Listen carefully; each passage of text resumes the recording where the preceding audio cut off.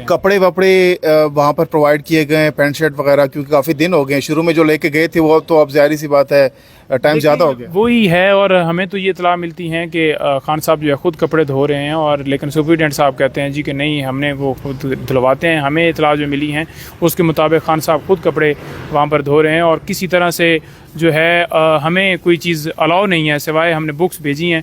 तो पहले वो कुछ बुक्स उनको नहीं पहुँची, लेकिन बाद में वो कह रहे थे कि मेरे तक कुरान पाक पहुँच गया। नईम हैदर पंजोता साहब, आप बहुत बड़ी बात कर रहे हैं कि एक साबिका वज़ीर आज़म खुद जेल के अंदर कपड़े धो रहे हैं। क्या आपके सोर्सेज हैं, किससे इनने आपको इत्तला दी कि भाई ऐसा हो रहा है अंदर?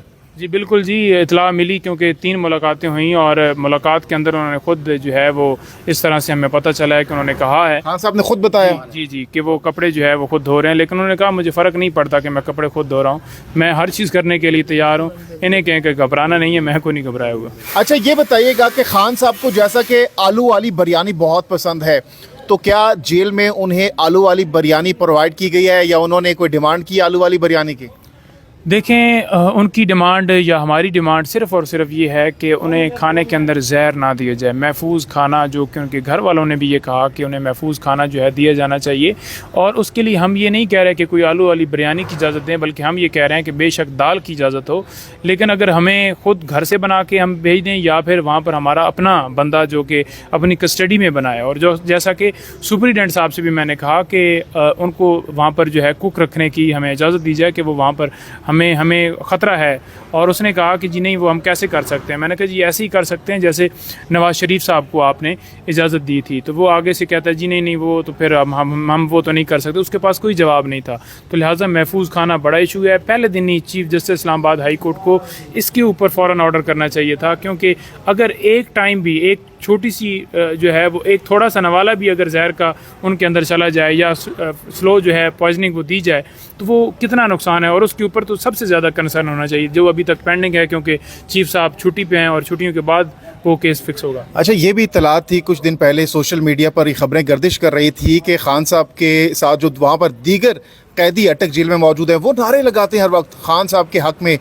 सदाकत है इन खबरों में? बिल्कुल सदाकत है जी। वहाँ से जो कैदी हैं उनको निकाल कर दूसरी जेल में शिफ्ट किया गया है, और वो आपको पता है कि सारी सोशल मीडिया के ऊपर भी वो सारी वीडियोस पड़ी हुई हैं। और ख़ान साहब बिल्कुल वहाँ पर जो है वो पुरजोश हैं, पुर उम्मीद हैं, और उन सबसे बड़ा उनका ये ईमान है कि मैंने जमहूरियत के लिए मैं कुर्बानी दे रहा हूँ। और जब भी कोई टाइम आता है कुर्बानी देने के लिए, तो कुर्बानी दी जाती है, तभी आपको आज़ादी हासिल होती है, तभी आप अपने मकसद में कामयाब होते हैं। आपके साजिशी किरदारों को आगे लाने के लिए, उन्होंने इमरान खान को सबक सिखाने के लिए, उनको साइडलाइन करने के लिए, लोकल्स को साथ मिला करके जो वारदात की है, क्या उसके साजिशी किरदार आज मुद्दई नहीं बन के बैठे हैं?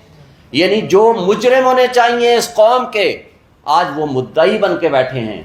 और जिनको ये क्रेडिट जाता है कि उन्होंने मुल्क की सालमियत की खातिर स्टैंड लिया, जिन्होंने मुल्क की खुद मुख्तारी के ऊपर स्टैंड लिया, आज उनको आप मुल्ज़िम बना के बैठते हैं। ये कितनी अफसोसनाक बात है। और कितना, और फिर इससे आगे आप बढ़ें तो who is the competent authority to decide this issue, कि कौन सा इशू जो है डिक्लासीफाई होना चाहिए और इस पर क्या पॉलिसी डिसीजंस होने चाहिए? That is the cabinet, that is the prime minister and the ministers. ये रूल्स ऑफ बिजनेस के मुताबिक भी, मुस्तफ़ा इम्पैक्ट्स की जजमेंट के मुताबिक भी, जो कि रिपोर्टेड जजमेंट है PLD 2016 सुप्रीम कोर्ट पेज 808, और आइन और क़ानून के मुताबिक भी, और रूल्स ऑफ बिजनेस के मुताबिक भी, वो कैबिनेट है। और कैबिनेट जब फैसला कर ले कि मुल्क को, कौम को एक इंटरनल थ्रेट हो या एक्सटर्नल थ्रेट हो, जब कौम को इत्मीनान में लेना हो, तो वो फैसला प्राइम मिनिस्टर और उसकी कैबिनेट ने करना है। यहाँ बदकिस्मती से जब इंटरसेप्ट का ये मामला सामने आ गया तो यहाँ बली मच गई। उनको ये तकलीफ होनी शुरू हो गई कि ये तो हमसे सवाल किया जाएगा, कल दूसरा सवाल पैदा होगा कि इसके ऊपर कमीशन बनाएं, फिर जो साजिशी किरदार हैं उनको सामने लाया जाए। तो उससे तवज्जो हटाने के लिए इस तरह के हर हथकंडे हमेशा इस्तेमाल हुए हैं। और ये FIR जो 15/8 को काटी गई, सवाल ये पैदा होता है कि अगर FIR 15/8 को कट गई थी तो फिर क्या वो वजूहात थी? ना तो उस FIR की कापी किसी मीडिया पर्सन के पास थी, اور ہم نے مسلسل جدوجہد کی اور کوشش کی کہ ہمیں کاپی مل جائے. ہمیں بھی کاپی نہیں ملی تاکہ ہم بیل بیفور ارسٹ کرا سکیں. اور کل جب آپ کے سامنے یہاں پریس کانفرنس کر کے ہم گئے ہیں, ابھی شاہ محمود قریشی صاحب گھر پہنچے ہی تھے تو ان کو گرفتار کر لیا گیا.